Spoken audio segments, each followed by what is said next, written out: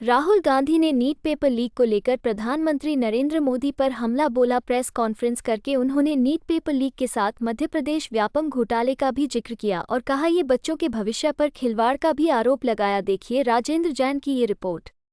में हजारों युवाओं ने कंप्लेन की थी कि हिंदुस्तान में नॉन स्टॉप पेपर लीक होते हैं और आज आप सबको मालूम है कि नीट पेपर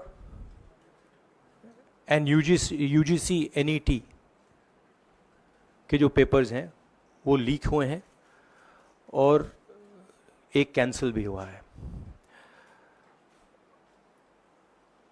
कहा जा रहा था कि नरेंद्र मोदी जी ने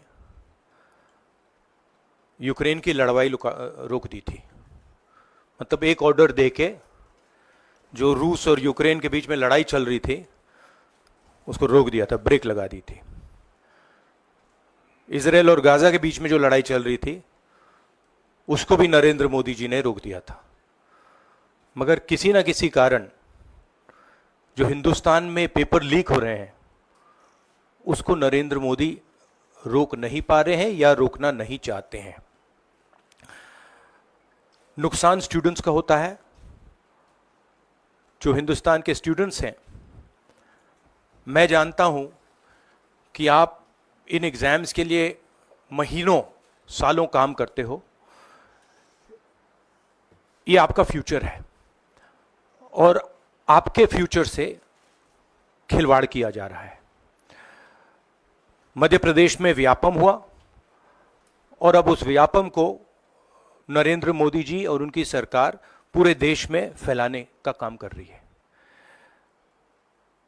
मैं इंस्टीट्यूशनल कैप्चर की बात करता हूं, मीडिया की बात करी, अलग अलग हिंदुस्तान के जो संस्थाएं हैं उनकी बात की।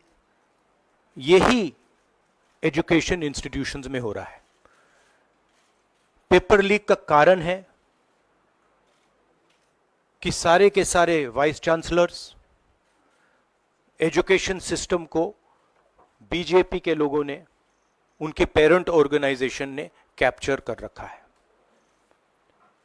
जब तक ये कैप्चर रिवर्स नहीं किया जाएगा तब तक पेपर लीक चलता जाएगा।